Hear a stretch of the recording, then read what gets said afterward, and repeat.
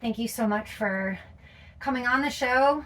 For the first hour is Anima, one of my dear friends that I met here in Taos. Very special to my heart is Ariel, and I am so excited to have Connor on as well. I wanted to pop them on here before they started playing live, so if you don't know who Anima is or Weird Bird Music, you can get a little insight as to the background of the band that'll be playing at the Mothership tomorrow, and we will be giving off two tickets for the show tomorrow, which starts at 6 p.m. Liquid Blue and Bloom, and this is going to be the release of the next album for Anima, who had just been on tour nationally. They hit Seattle, New York, LA, and Chicago. I was missing one. So very excited. Thank you so much for coming on the show. I would love to just know a little bit about the band. I know you personally, but I think the background story and how you collaborate is pretty fascinating. Yeah, so we're a duo. It's a long distance duo. My buddy Vince and I make this music. We've been making it for about 10 years now. And I have lived in many parts of America, and he lives in South Africa, in Cape Town. And we write songs over the internet. And you had gone to school together? Yeah, we met in college in Boston, and we collaborated on a school project and met up to talk about it and realized we lived across the street from each other. So we started making music, and then we were towards the end of college, and Vince was going to have to move back to Cape Town after his visa was up, and we had written a couple of songs under this project name Anima and put it out, and woke up and a lot of people had listened to it. And we decided we would continue to be a band from afar. Amazing. I loved Postal Service way back when, and I felt like it was very Postal Service-esque. Yeah. And how does Connor fit in to the scheme, and how does this all play out with a band member in Cape Town? Well, Connor is our newest addition to the live show. So he's playing keyboard, synthesizers for us, and we are so excited that he's part of it. Yeah, it's really exciting. It's been quite the journey to join up. I've been friends with RL for quite a while, and I was a fan of Anima before I even met her, so it was really cool to connect all that, and now I get to play. Yeah, that's cool. Play with them. So it's been really fun. Got to learn a lot of new music and learn new software and programs, and then Skype and Zoom events across the world and figure all this stuff out digitally. So you were streaming worldwide while you were on tour as well? No, meaning we to were learn like preparing for the tour. Gotcha. We were doing all this because he was far away. Yeah, it seems pretty fascinating. And how did the tour go? It went really Great. well. Yeah, we met a lot of great people. We played some amazing venues and got to see some old friends and play this new album we just put out a month ago.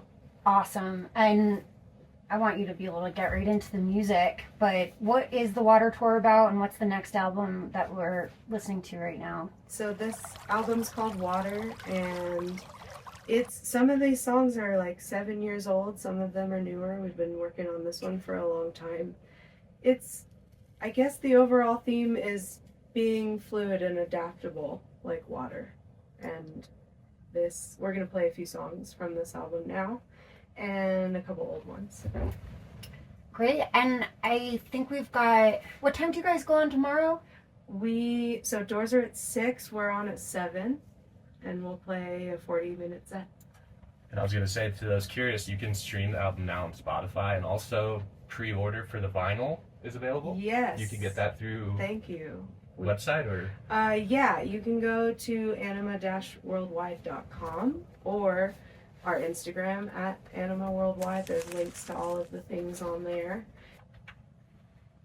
I'm going to let these folks take it away. Go for it.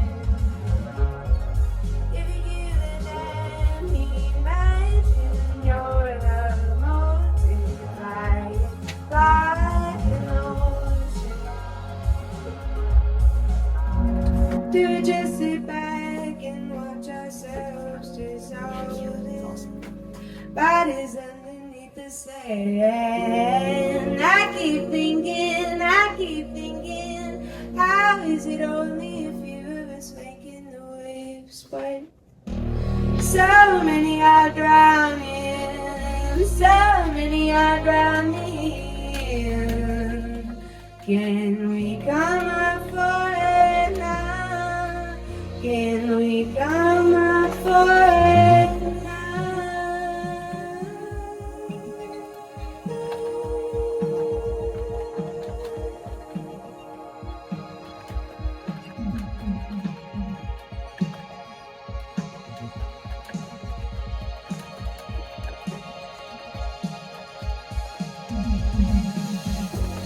You understand how many tiny pieces fall apart. If you could then imagine your love multiplied like an ocean.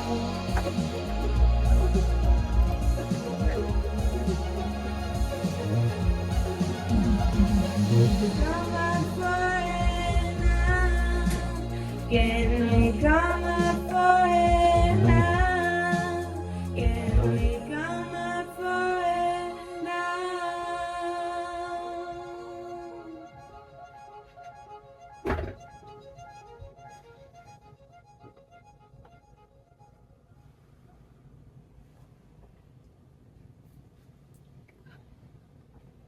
Next song? Next song? I'm Next ready to song. do it. The Seed. Yep.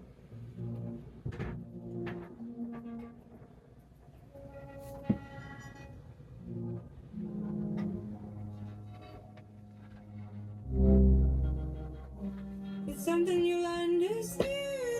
There we go. Let's get our sounds dialed in here. All right, cool.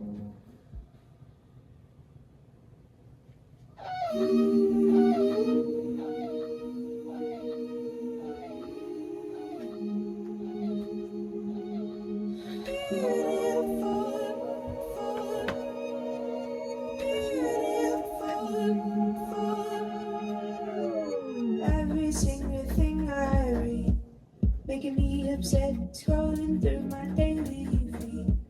On the internet, what is it that people need? How do we reset? We are both from the same seed, but we all forget that everybody can get linked. But instead of that, we're private and we're separate. Never overlap, we walk around on the defense.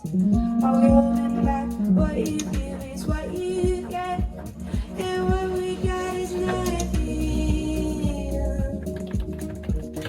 Sitting in our bedrooms day and night, while we try to leave something beautiful behind. Beautiful behind. Beautiful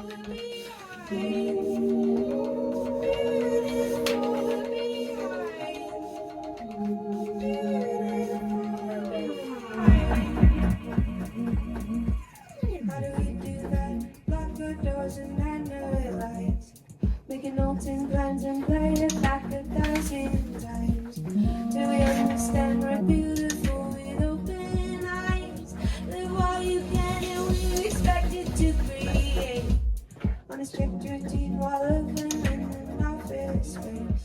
Staring at a screen, we miss out while we sit and wait. Appreciate it. But we haven't seen what the order No. was made. Because Funny, we all this is only now about the result. Yeah, I mean, I know the last. Those little clicks, I was hearing the clicks, I'm like, over here. Oh yeah, that sounds great. It's hard to, it's hard to have that. It's not like Spotify, so it's kind of become Right. so that's why it takes a little massage. I hope you don't mind. No, I appreciate it. I love how that sounds right. And I'm learning something too, because like I actually maybe the connection was looking at that. I was Yeah, and looking at that. At least you were looking at one of them. Yeah. and it's just this. They're mostly the same, but I guess old school. And you can talk to them between songs, right? Yeah. Just kind of check in, make sure. And remind folks who we're listening to, and just keep plugging. Oh, I thought, so I can switch back on here. Is what you're Yeah, saying. you can just talk along there in between the next songs and just say you've been listening to Adam live in studio. When I'm on Yeah, here, take though, on- I yeah. can't go, okay. I Yeah. thought you meant like walk over. Oh no, there. no, just do it from Yeah. here. Yeah. Just kind of keep going and remind listeners.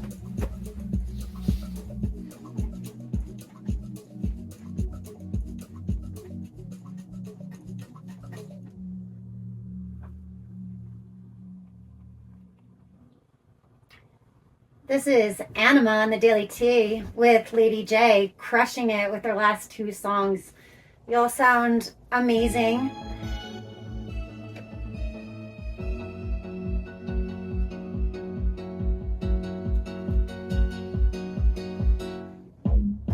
My dear, my love, we're always so tired, and we had enough. But here you go, and you had enough.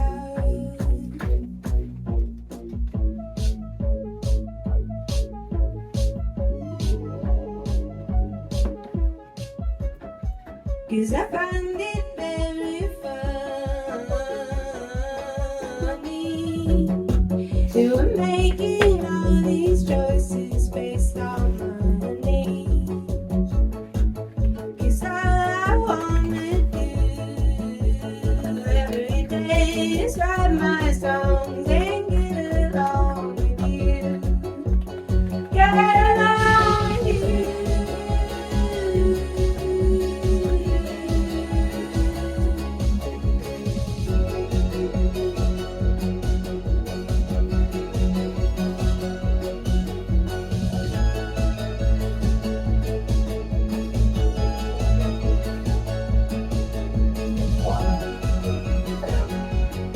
Three, four.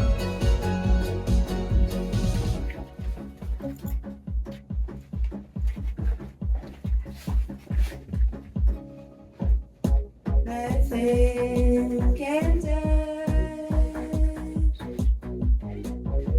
the way I feel when I'm on the road.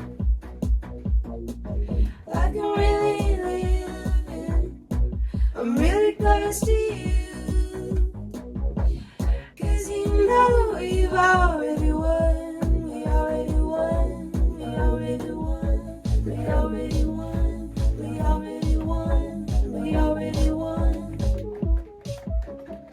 'Cause I find it very funny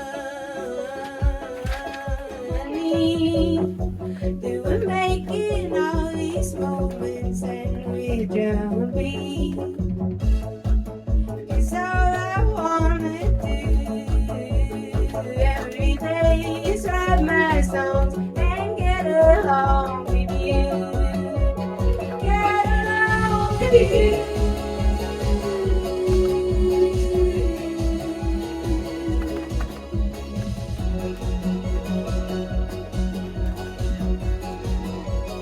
Get along with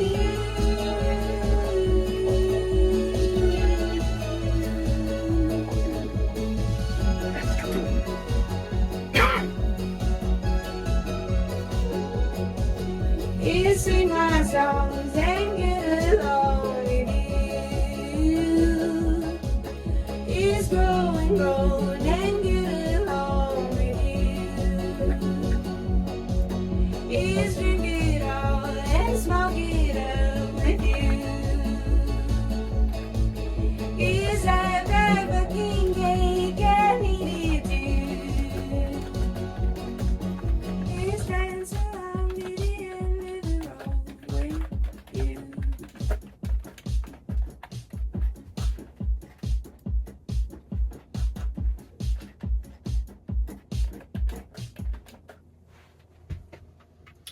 Thank you so much. Yay!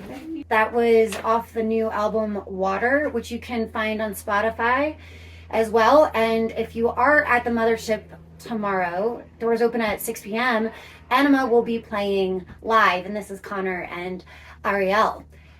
We have a couple more songs left with this amazing band that is Taos based and also from South Africa, and they've just come off the Water tour nationally with Connor joining in live. Thank you, and I'll let you guys take it away again. Thanks, Jay. This one's called Blood. It's an old one.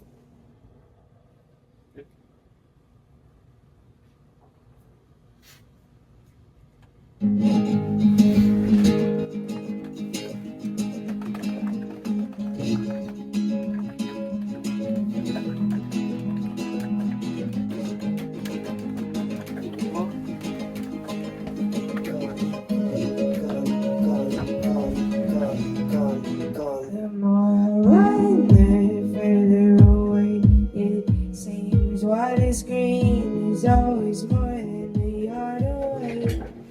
Art is a mean meditation, starting night a blank screen in between what we mean and the things we say.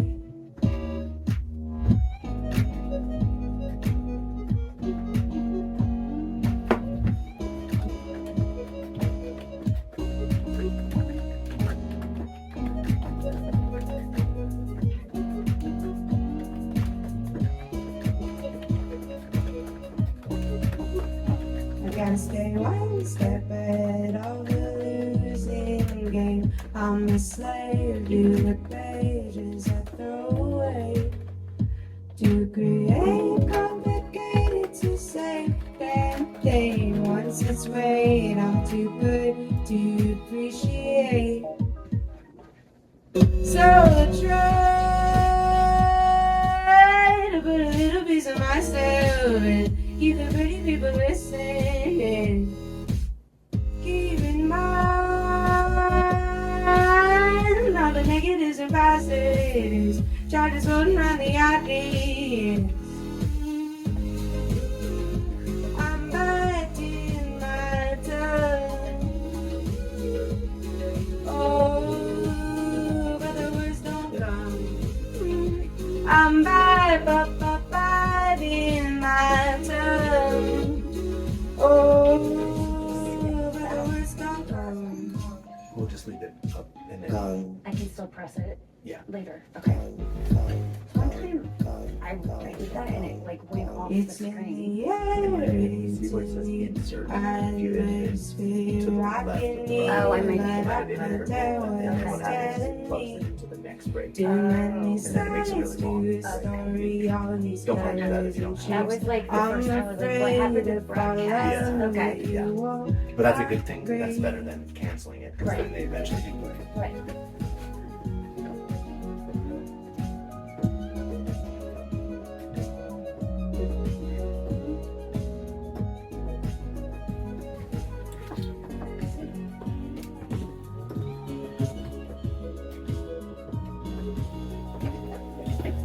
Art is love, love is work. It has to give yourself to it. Art is work, work is love, reminding us why we do it. Art is work, Remember, it's work radio is lab. love, it has to give yourself to Alright. it. Art is work, work is love. Forget yourself by the music. So Let's start doing the tickets after Yeah. they're done. Because once they start playing songs, I'm gonna do it. Exactly. Keep in mind all the negatives and positives. Try to float around the ideas. I'm biting my tongue. Oh, but the words don't come. I'm biting my tongue. But the words don't come. But the words don't come. Thank you. Thank you, Ariel and Connor and Anima. That was absolutely epic, and we have Franco Chavarria, who has flown into Taos from San Diego, one of my dearest friends and colleagues in hair. We've been, I think, since 2008, I'll just say, because I started at L'Oreal. 2007, 2008. Yeah, 2007, 2008. I had only been doing hair for 2 years. Mhm. You had just started doing It hair, was also the beginning of my career. Yeah. which is incredible, because to be on an artistic team for a global company like that is very intimidating. Well, it's the largest beauty It is. company in the world, right? Yeah, it definitely is a global phenomenon. And we got in on the cusp of some really innovative things happening. And I think at that time it was prior to Instagram. So a lot of things were different when it came to education.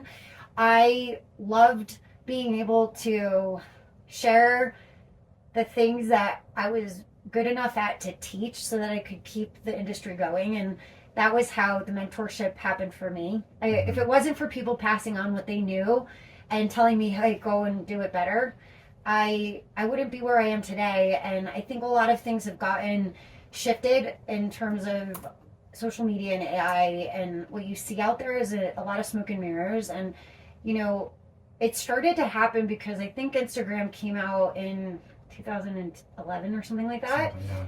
And I was just kind of wondering, what does this all mean? And it was unfortunate at the time. My mom was very sick, and I left L'Oreal to take care of her. And in the time when I came back into like the world of hair, so much had changed. Oh yeah, it changed. It felt like it changed fairly quickly. It did, and then I mean, they were technology, right? right, and then they were using the word influencer, Mm-hmm. Yeah. and I just thought that word is just so weird to me. Mm-hmm. I remember when they came up. I remember just arriving to our, sixth grade camp, what we call it, every year when we go to training and we get together. And then I arrived one year, and it was like 100 extra people, all quote unquote influencers, and was the beginning of the change for the people that I had met and had been on a team with for several years.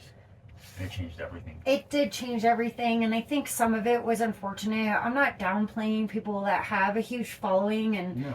and a fan base, but there were a lot of people that had worked for that company for a very long time who really knew what they were doing with Mhm. the brand, meaning the product, Mhm. right? The chemistry behind it and all of those things. And they got outshadowed by somebody that had a following. And I thought, I don't ever want to identify as being an influencer. I would rather be an inspirer or Mhm. somebody who can pass it on in a way, right? That Right. isn't about me. And I think that the identity changed a lot with the hairdresser, because we were all in this momentum of feeling like we needed to be that Right. to make it. It was also the beginning of the change of just of what it meant to be a hairstylist, right? Because we went from focusing on just the hair, and now we're videographers, photographers, content creators, marketing geniuses. Like, it's all these added hats that that were added with the uprising of technology and these platforms. It's so true. And you So have to be our able. job completely changed. It did. And you would need to have such a presence online and have somebody else probably doing it Mhm. if you wanted to really do impeccable work at a volume. I never had time behind the chair to take care of the photography, and a good one. It's a job in itself. It is. Mhm. And hair translates on camera so differently than when you see a hair picture and it comes out really well. It's not the easiest thing to take. Sometimes I felt like it super exposes, or it picks up on that one thing. You're like, that doesn't look like that in person. No, yeah, and then you, as a stylist, when you're working in the salon, you've got all these stylists kind of putting their work on these platforms, and of course you get a client in that comes in and brings in a picture, and it's got like 5 filters on it, probably AI, and I'm supposed to somehow replicate that. You know what I mean? So yeah, it's a lot has changed. Well, I remember Nancy Braun, actually. That was my biggest mentor, and she would always laugh at when people would bring in like a crumpled up black and white photo about the hair that they wanted, and it's so unrealistic to be able to translate that to your hair. And I think that consultation is such a a pivotal part of Mhm. of the whole service, because you really have to understand what they really want, Mhm. or they want to look like that person, and sometimes it's unrealistic, and you have to be able to talk to people. And I think this is where, something I discovered over the 20 years is that no matter what, if I'm a dinosaur in the industry, I still know how to relate to people outside of the social media platform. Mhm. And a lot of times people are hiding behind that screen, but they actually don't even know how to talk to people. Right. I think I don't know if you agree, but I think that there's also, with Gen Z coming into the work field, I think that what's really important for that generation to know that part of our job, I would say one of the most important parts of our job is being able to communicate and being able to like have that back and forth and a clear understanding for realistic expectations, and I think that Gen Z struggles a little bit with that, right? It's a generation that lived on their phones, texting. I think I called like a nephew a while back and he freaked out and he's like, "Oh my God, that's so aggressive." Of You know what I calling mean? it. A calling, yeah. Apparently, you don't do that. But they communicate different, and I think that it's important for the next generation to really learn communication and to learn that client, stylist, and artist like interaction and have a clear understanding before the work actually begins. It's so true, and it's not a knock on a generation. No. They're I- great. They're a generation to work smart, not hard, right? So Right. I give it to them.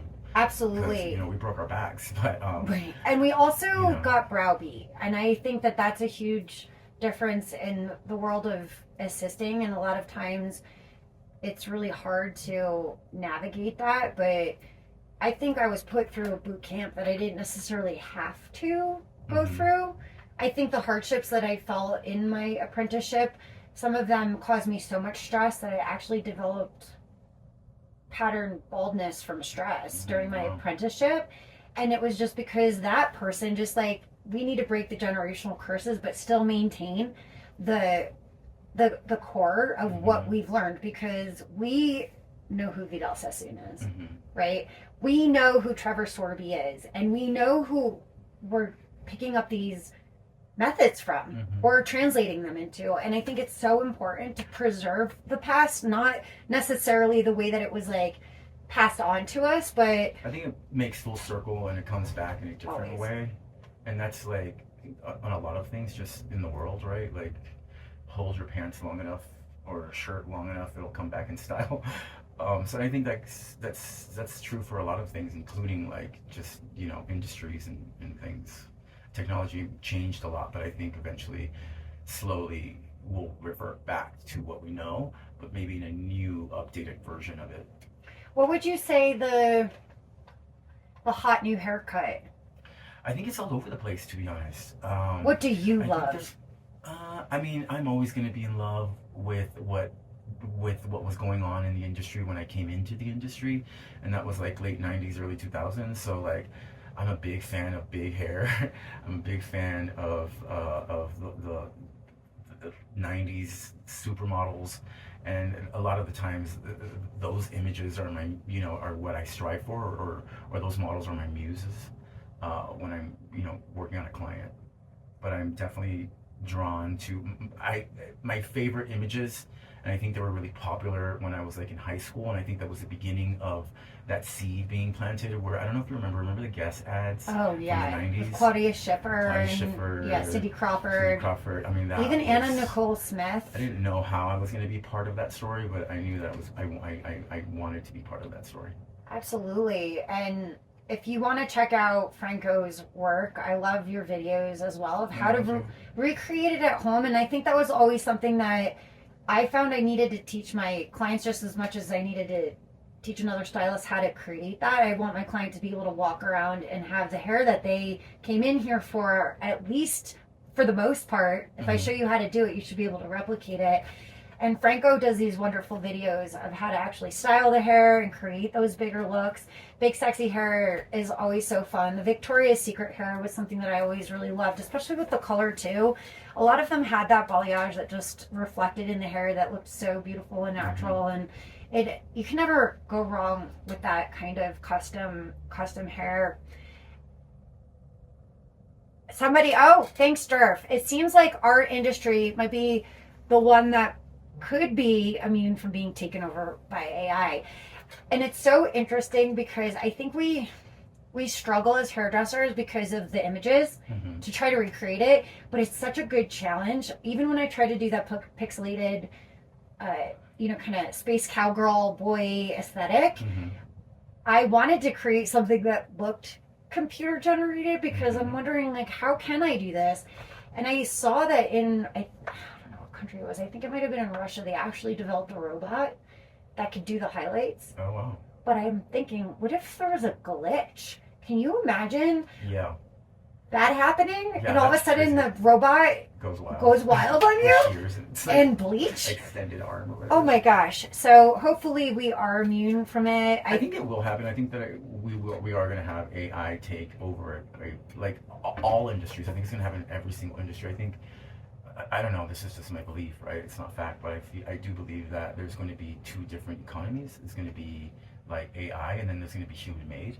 And I think that the one thing that can save our profession is the human component. I think there's going to be a really strong need for like a human to human contact. And what we do is more than just hair, right? Like we really uplift.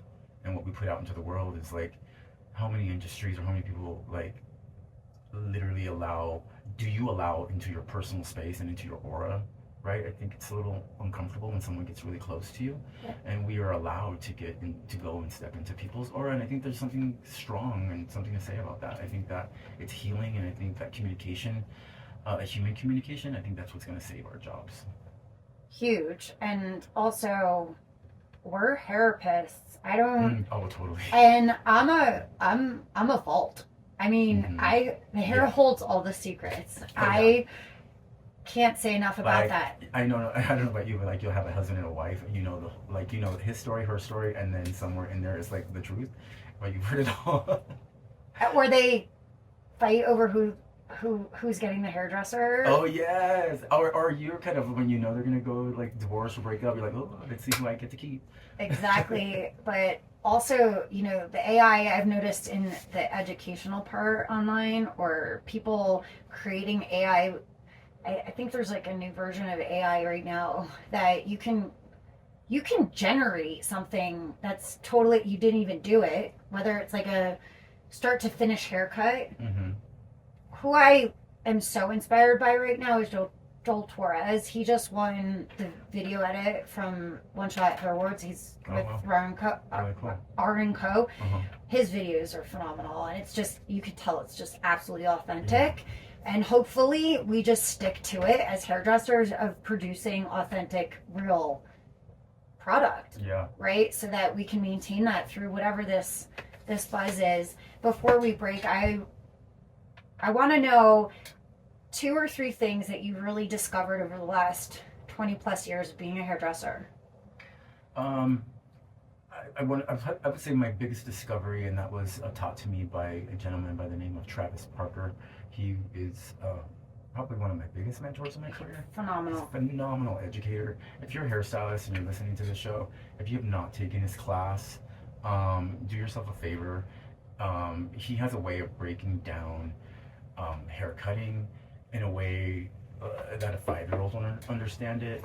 And him and I just spoke the same language, but beyond his skill and his education, which I was fortunate enough to have like every Friday for about 6-7 years, he taught me something that I don't even think he's aware that he taught me. And it was just literally by watching clients walk in and greet him. Every time a client would walk in, it was as if a best friend or a long lost relative was coming to visit him. And I knew at the beginning of my career, watching him, that is the type of relationship that I wanted to have with my clients.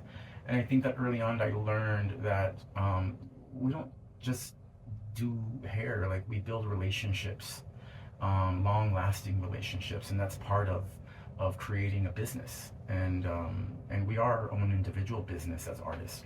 And so, making true long-lasting relationships with the people that sit in our chair, and being genuine, That was taught to me by Travis. He's just a really loved personality, and I'm just lucky to have witnessed it, to have gotten that lesson early on in my career. We're gonna edit this so Travis can see this and hear this. I met Travis. I might have still been an assistant at the Soho Academy, and we were somewhere, and he did a revolutionary roller set and used the foil with the curling iron Oh yeah, I remember that. to heat it up. Yeah. And it really rocked my world. But Travis was so real but so charismatic, and I remember when he like looked me in the face and looked me in the eye and shook my hand, and I was so moved. And he's still to this day, right? If I walked in there, he would stop what he was doing and say hi and sit down like he would anybody He's else. just so humble and such a genuine, nice guy. I don't think I've ever met one single person that has one bad thing to say about that guy.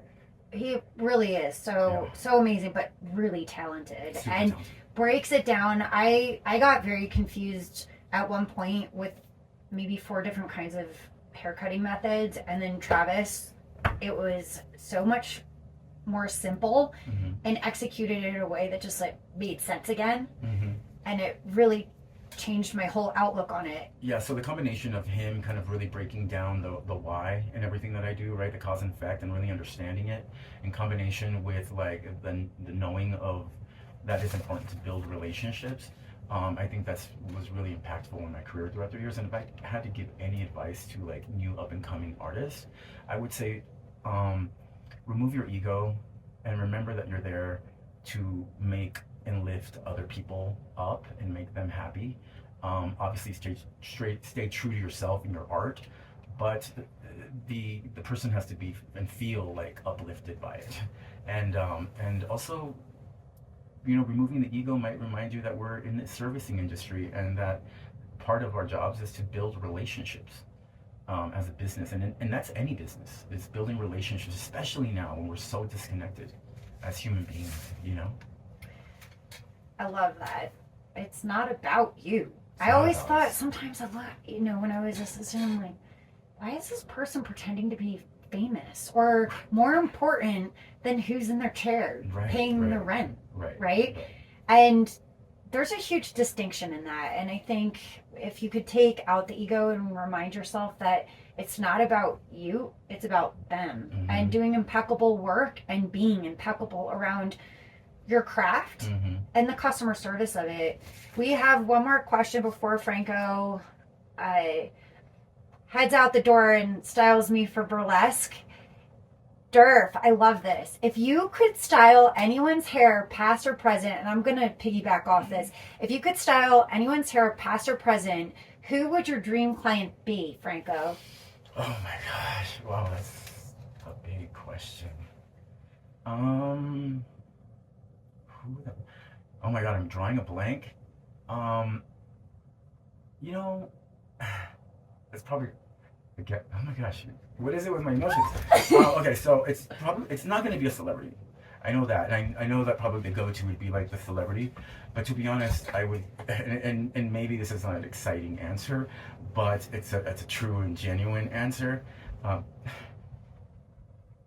Probably my grandmother.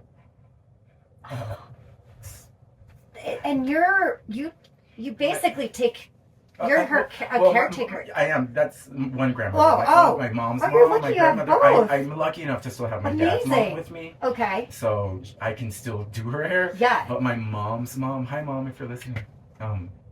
What's your mom's name? Letty sir. Oh. I wish I would have experienced my grandmother as an adult.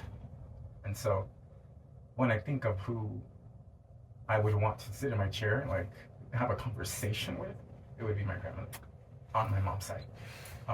I lost her in my early 20s, and there's so many unspoken conversations, I guess, that I wish I could have that moment. She's hearing you now, Franco. I hope so. So beautiful.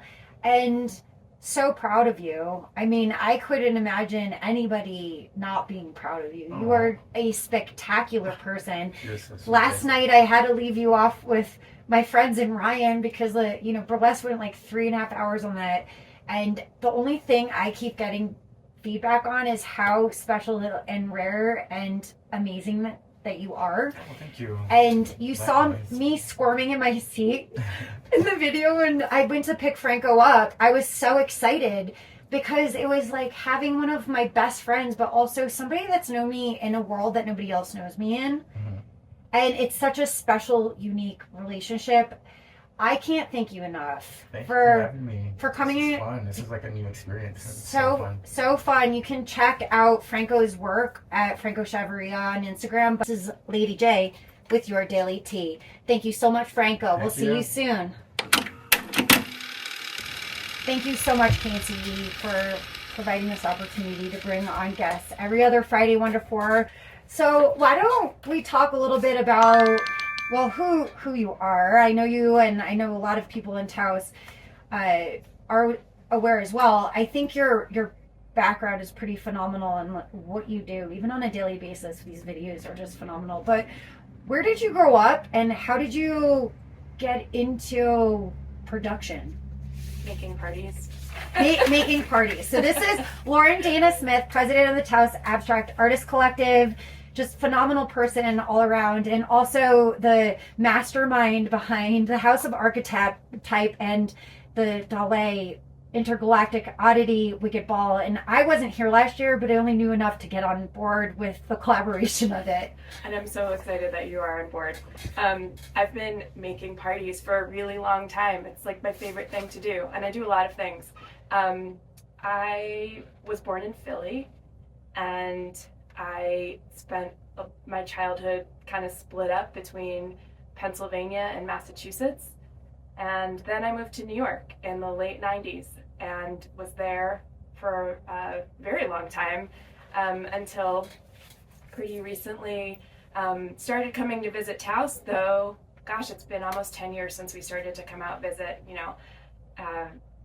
My partner's family is out west, so we would come out, we would go skiing, we would explore. I never thought I'd leave New York City in a million years. But Taos, it's a really magical, special place. And I fell in love with it, and we fell in love with it, and made it permanent in 2020. Decided right before the pandemic hit that we were going to make it permanent.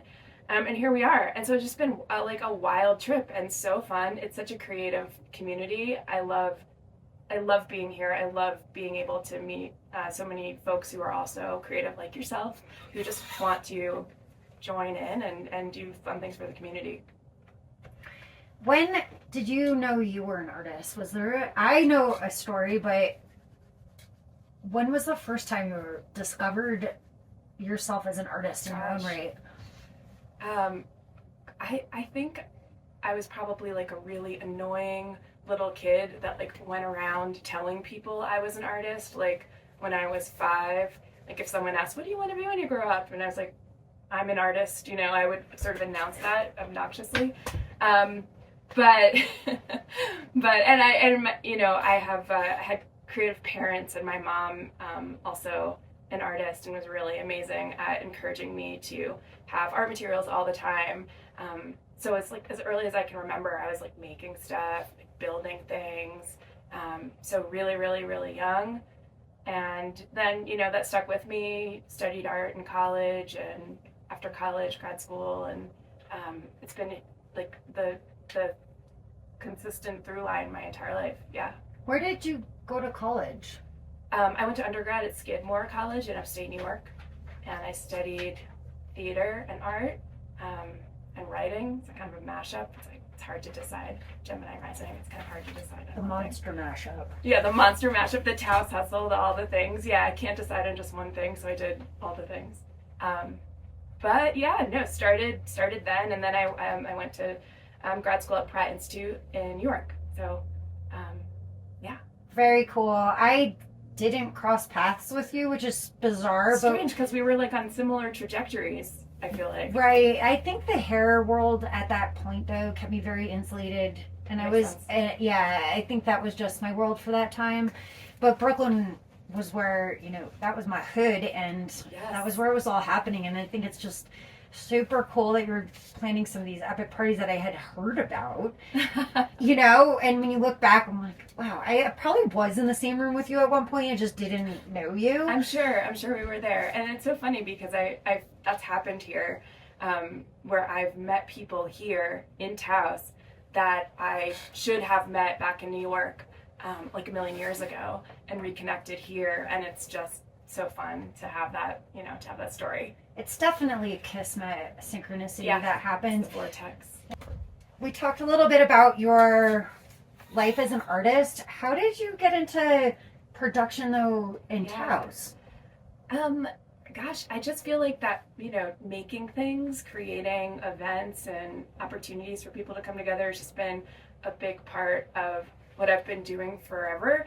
And so whether it's for, an art organization, community arts organizing, or whether, it's a fundraiser or, a party in general, like that's just something that is really satisfying to me. I think it's like not enough to just make a party. It needs to have other dimensions sort of woven into it. So our Halloween party that's coming up is a really good example of that. So a couple of years ago, my good friend Paulina, who moved to Portland, we decided that we just wanted to throw an epic Halloween party, but we didn't want to do it at either of our houses because we were probably afraid that we'd have too many people coming to our houses out in the mesa. So Ricky was so kind at Dale to offer the space, and I think Halloween was like a Tuesday 2 years ago, and so we had no idea what to expect, but we put it together. We wanted to donate the proceeds, or a portion of the proceeds, to the Taos Community Against Violence,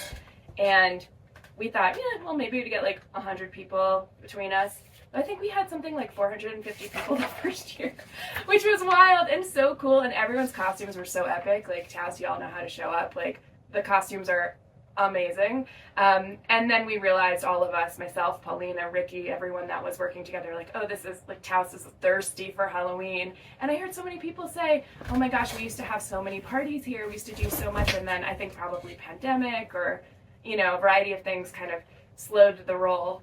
And so we, I guess, lit that fire again. And so last year was amazing, and we had even more people.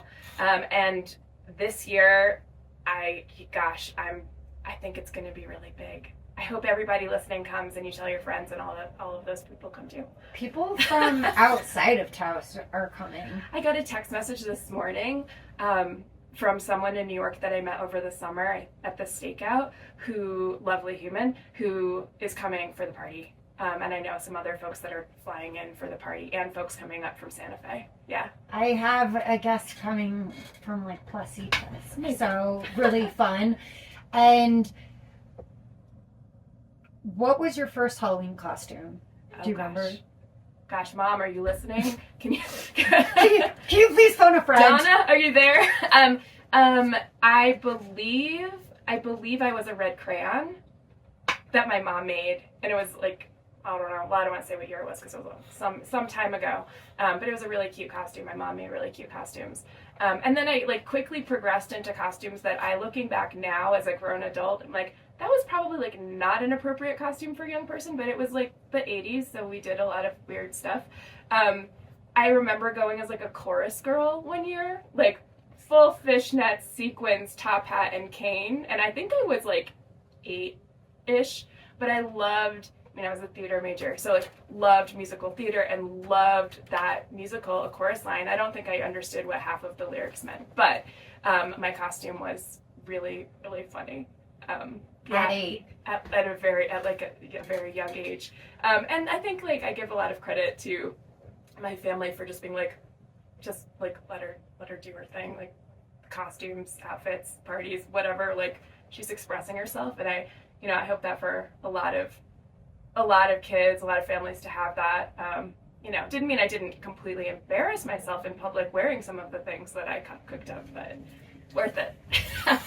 I think that's where we both have a lot in common. As a kid, I was definitely always playing dress up, Mary Poppins, and going out into yeah. the hurricane with an umbrella, Amazing. trying to Full get effect, yeah. lifted up. I mean, full respect. And I also love my mom was very, very dedicated to making our Halloween costumes, and I think that it's kind of a lost art, but it's not here in Taos. I know my uncle out there is coming, and we won't know, but I know it's being made. I look forward to this, Tom. So do I, and I remember photos from before I moved here in '99, I think. I remember Tom Muscatello, my uncle, and somebody else at like probably Old Martinez Hall at that time. Mm-hmm. Tom Muscatello was dressed as St. Francis Church. Oh my gosh. I remember yellow kitchen dish gloves on my uncle with some kind of crazy 1950s kind of, but it was huge here, and I'm so happy to be in a space where people really celebrate it. It's true. And take a lot of time and effort into the costumes, and it's not just something bought, it's just something totally creative. I think so too, and that's something that I've been really in awe of as well over the last couple of years.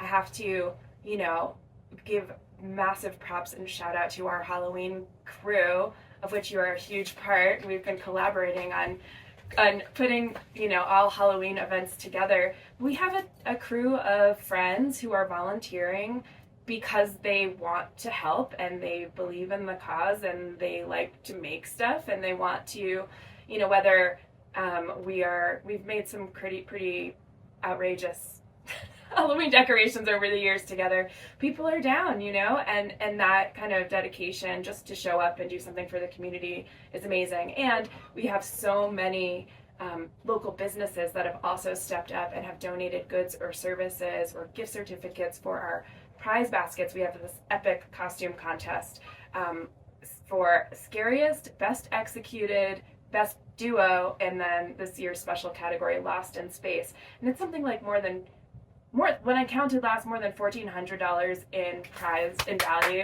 Amazing. Thank you, Taos. And so Showing up. So show up in your excellent costumes and you could go home with a basket of goodies. And I think that's excellent. Adults should get goodies too. Trick-or-treating is not just for kids. It just really is so awesome. I'm so grateful for the time that we've spent. The decorations are really cool.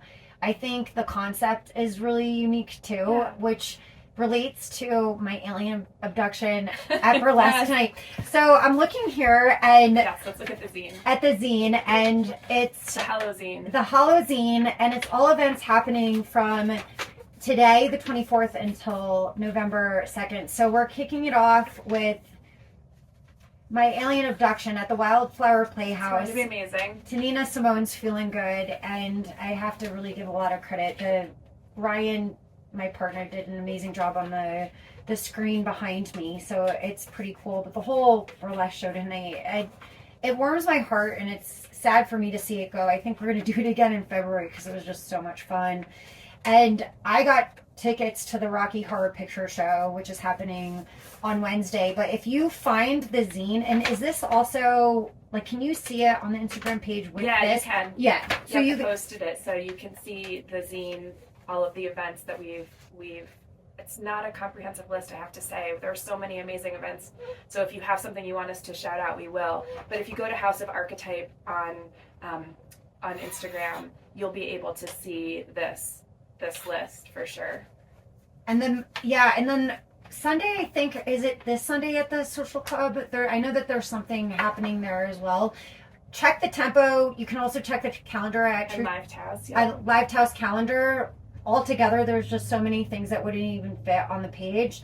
But you see it going all the way through the Rocky Horror Picture Show into Taos Wicked Halloween Ball, and that is also kid-friendly up until what time? 10 p.m. Till 10 p.m. I will say it's, there are young folks that definitely come. I wouldn't call it a kids event, but, kids are present and welcome. But at 10 p.m., there are different color bracelets. We're really careful. Safety is absolutely so important to us. At 10 p.m., it becomes 21 plus. We're going to have really awesome spooky drink specials and treats and all kinds of things. But yeah, Jay, there's so much happening starting tonight and then tomorrow. I'm so excited for your your performance. It's really good. I hope everybody has your ticket already for that. I know I do. And then it's the 50th anniversary of Rocky Horror, so the Taos Center for the Arts is going to be screening that on Wednesday at 7 p.m. So you can grab your tickets online or at the door. And then in general, the Taos Center for the Arts is actually doing like a ton for Halloween. They so are. well done, y'all. I Really mean, cool. as I was putting everything together, I was realizing, true Halloween partners here, starting Wednesday, and then on Halloween itself, they're having events in that space facing the courtyard by this by Paseo. They're gonna have pizza for sale and a DJ and a fire pit, and then there's a mystery movie at 7 p.m. on Halloween night, and then of course our Taos' Wicked Halloween Ball starts at 6 o'clock. And at the Halloween ball, there's Heidi. Well, I know Heidi is Heidi, but it's Heidi Star. Heidi Stardust. Stardust is doing some incredible makeup. Yeah, face and body paint. So if you don't have a costume, you could just come, and It's true. We'll set you up 6 to 9 p.m. really incredible. I'm so glad Heidi is a part of it, and we have visionary images. Imagery, yep. Yep, Maya is donating. We have a wonderful artists who are donating their time. We'll have Halloween portraits, so we'll have like a full professional Halloween portrait set up, so you can come and document your amazing look. And then a portion of the proceeds from all of these offerings will also go to Taos Community Against Violence. So Maya is going to donate some of that, and so is Heidi. And then Mood Bake is also going to be donating sweet treats. So, we've got you covered. You could come early and get a little face paint, get a snack, get your portrait taken, and then we're going to really start the party rolling, I would say 7. People start showing up early. I will say, if you can get your ticket in advance, I don't think we said this, get your ticket in advance, because the line is pretty intense. And if you get a ticket in advance, then you can skip the line and walk in and get, early access to all this cool stuff.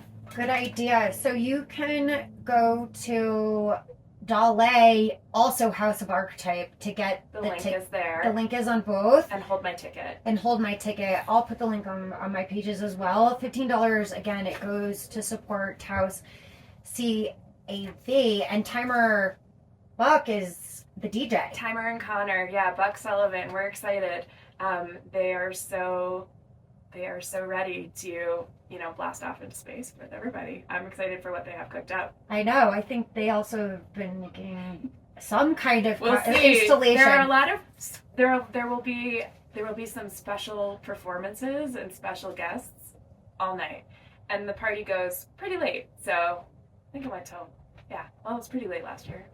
Sounds like so much fun. I'm really excited about this. And also, if you can't stay out late, over in Aroseko, they're having a whole Halloween Oh, fest. that's so sweet. And I know that there's a pumpkin picking with the Taos Land Trust. So lots of things are happening even during the day. We'll be starting to set up early in that day.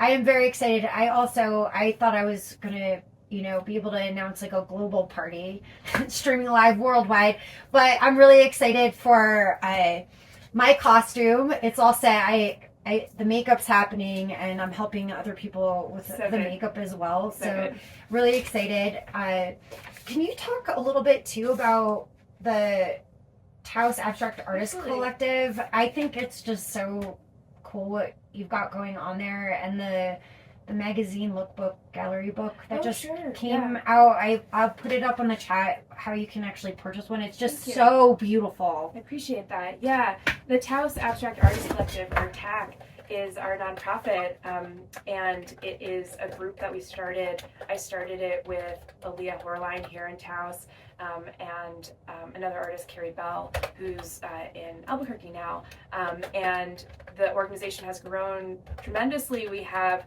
community exhibitions, we have partnerships with local museums, we have programs, we have publications. We actually do put out an exhibition catalog for every single show that we do, and so the lookbook or the catalog that you mentioned is available for purchase. And one of the unique things about our group is, because we're not a gallery, we're a nonprofit, we don't take a cut of proceeds from any of the art sales. It goes directly to the artists. So we are for artists, by artists. Our board of directors, we are all artists.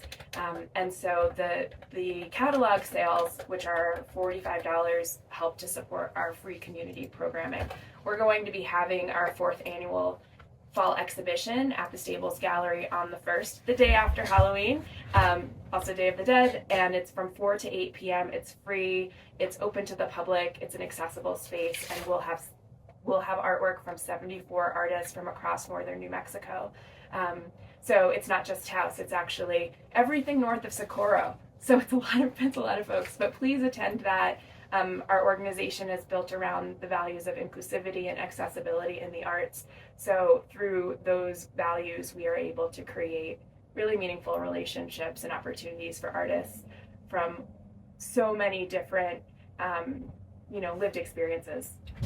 Incredible. And have you done a collective like this before? Or knowing my uncle, who has always been so inspired to do abstract geometric painting out here, it's not on the forefront of like what you would see in the museums when you come as a tourist, or it's mountains and like things like that. And I just thought it was so cool in the short amount of time that this has been created, because I feel like from the time I've even been here, it's evolved into so much, and you all should be proud. I've met a few at that party, and it's just so cool to see it all happening here in Taos. Thank you. It's awesome. Our board is, I love everybody so much. Everyone is so committed to being engaged with the community and producing opportunities at a really high level. Bianca Goyette and Lynette O'Kane and Sid Barrett and Brian Barretto and Danny Camus, and then we have hundreds and hundreds of artists that have exhibited. I think, we're well over 500 artists that we've exhibited in the last few years, and it's just really growing. I have actually been involved in art collectives and community arts organizing before, and for a long time. Back in Brooklyn, I was part of the nonprofit Arts in Bushwick, and we put on and produced a very large event called Bushwick Open Studios, which was one of the biggest arts festivals in the city at the time, and nationwide. And I was, at the time, I managed community projects with my dear friend Alex Hodgkins, and we worked with the youth in the community, we worked with local businesses, we did art exhibitions, we did mentorship programs. So this is something that I feel really strongly about, and I'm an art therapist, and it's kind of like an extension of my art therapy practice is to do community arts organizing. I think there's a lot of learning we can all do from each other, and a lot of healing in the community through things like coming together and putting together even a Halloween party. That's so cool. So you're an art therapist, and you take clients remotely, or you're also so you have your own practice. Yeah. That you do that as well. That's really cool. I do that as well. You do that as well. Pretty phenomenal. I can see that you would be able to connect with a lot of people that way. And when it comes to abstract art yourself, is that something? Was that a medium or like a genre? I guess you would say, because it's a concept. Yeah, I mean, I agree with you. When I came to Taos, when I first started coming to Taos, and of course taking in all the art in the Southwest, there's so much to see, and I saw a lot of representational work, a lot of landscape, a lot of portraiture, a lot of historical references in a very, I would say, like pretty narrow Western frame for that didn't include a lot of voices, and so I was just curious about that, like what's up with that. There actually are so many amazing abstract artists in the Southwest and in Taos specifically, or have come from Taos specifically, not to mention, my goodness, the amazing Taos Pueblo and indigenous community and all of the incredible abstract geometries and ceramics and art making that has existed for thousands and thousands of years. And so it just felt like, wow, we've got a gap to address here in terms of art history narrative. And so that's something that myself and the artists and the board members really think about. And my own art practice is abstract. It's like multidisciplinary. Again, could I choose one thing? Probably not. So right now I'm making video sound installations, and super into that. And I've been making those for a few years. And sometimes I make sculptures. Yeah. Yeah, incredible. I was blown away when you said you liked my one post or my one invitation. I was so taken back. I was like, compared to what you put out. So if you go on our House of Archetype and you see these videos, go back about a week and a half ago. I don't even know, 2 weeks ago when they started coming out. These are next level videos introducing this party. They're just with set to music. They're so incredible. Thank you. Yeah, really If you incredible. haven't followed House of Archetype yet, please go and do that. Yeah. I am a kind of competitive with myself, and I think a lot of creative people are, right? And so I tried to make some sort of, I challenged myself to make a reel a day until Halloween, which is kind of outrageous to make that. I haven't done it exactly, but close. So I'm trying to make some really fun reels to get everybody excited for the party, and it's fun for me too. It's just it's another way to be creative and express yourself. Thank you, Lauren, for taking the time, because you are very busy, to come on to KNCE and talk about all things Halloween. So it looks like we missed a couple of the ones on the zine I think you had mentioned. We've got a couple more events.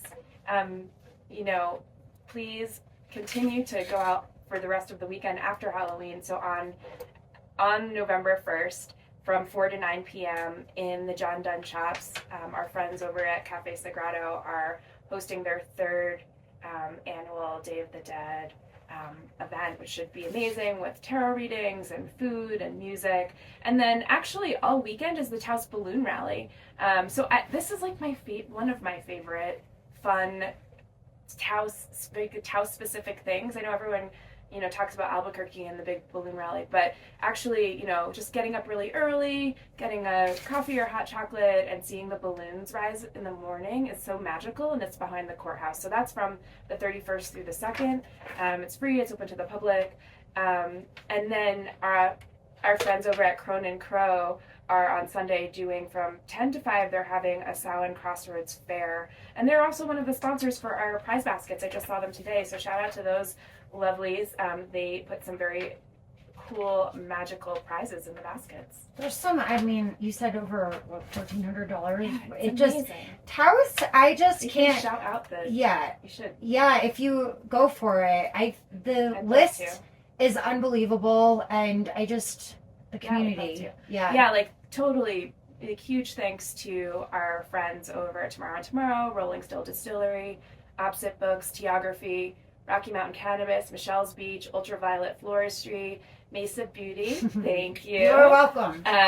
We also have Suchness Dining Room, Sid's Food Market, Taos Center for the Arts, Logan Wanamaker, Cafe Sagrado, Cronin Crow, Maharaja, Mood Bake, Bison Star Naturals, Buttercup Salon, Eternal Becoming Healing Arts and Thrive Academy, Heidi Thorleyson, Visionary Imagery, Wild Ink, Clean Taos, Corner Office Twirl, and Boxy Teas. That's a lot of people. So thanks, everyone. And also really cool, Right? right? I love the adult trick-or-treating. Totally. It's definitely next level. No, I do have to say we will have candy at the party. So, good quality candy. So come early, eat candy. What's your favorite Halloween candy? Oh, that's so good. Skittles, but I will eat the red ones first, and then the green ones, and then the yellow ones, and then maybe the others. I'm a strawberry starburst, Oh, classic. and I actually will avoid all of the other ones. Classic. Classic. Right, and then for some reason the little Butterfingers that are the mini ones taste better than the bigger one, so I like those too. And I don't even like chocolate, but I do love those. I hope that everyone eats the candy, because if not, then we're just gonna have to eat it, Jay, and no, we can't eat it all. What's your scariest costume that you ever did? Or maybe Mark? My partner Mark definitely wins the prize for scariest costume. If you see him, ask him about Crabman and if Crabman will make an appearance. It was sort of like a mashup of Freddy Krueger and like anyway, I don't want to say too much. It's really weird, and you have to see it. So on the radio, it doesn't translate. But it was super cool. What'll be fun is being able to have all of the footage of everything, Absolutely. and I'll have everything also up on YouTube. So I'm planning on dividing the segments so I can introduce this show with everything that happened for Halloween. So that'll come after Halloween's happening, and you'll get to see a lot of the footage that you can't obviously see on the radio. I want to give a shout out to everybody out there on the DJ Blaster, also for anybody that's listening in. We have I Agree, Tack Rocks. Thanks to all. Onward. Go Lauren. Go Tack. Great songs. Such an amazing community and a lot of love and support out there. Oh, back at everybody. That's awesome. And thank you so much, Lauren, for being who you are. Really, it's just when you meet somebody that is on that same playing field, right? And we were talking about being accountable partners for drinking a lot of water. Stay hydrated because I see you have your hydration station here, and I do too. Yeah, we're doing it. It's like, as I get a little bit older, it gets a little harder, and hydration is so key. Yeah, so all the kiddos listening to us, stay hydrated. And for all the yummy food too, we made like skull pizzas, doing these.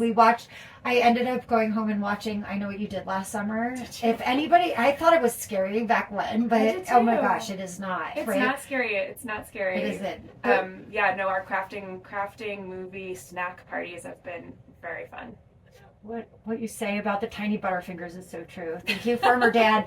We're going to break off. I hope everybody has a wonderful and safe Halloween. Yes. Get out there and do all of the things, but get your rest and hydrate. I'll be on next in 2 weeks with Chelsea Crawford playing live music, synthesizing, sound, immersion, and harp, and everything that you can imagine. Thank you so much, Lauren. Thank you. And I appreciate coming out to the burlesque show. And up next, we have Farmer Dan and Lucy McCall. Cosmic Drive, as above, so below. We're going to end this on some Evanescence and Depeche Mode, inspired by the playlist Hollow Goth, I think. Oh, also, I'm hosting Karaoke at Dolly on Tuesday. My goodness, I will be amazing. in full costume, a different one. So you have to come out. I'm going to be singing the Monster Mash. Oddly, one of my favorite songs all year round. It's a classic. I'll be there. Thanks for having me. This has been really great. This is Lady J with your Daily Tea, kicking it at Truth House Radio 93.5.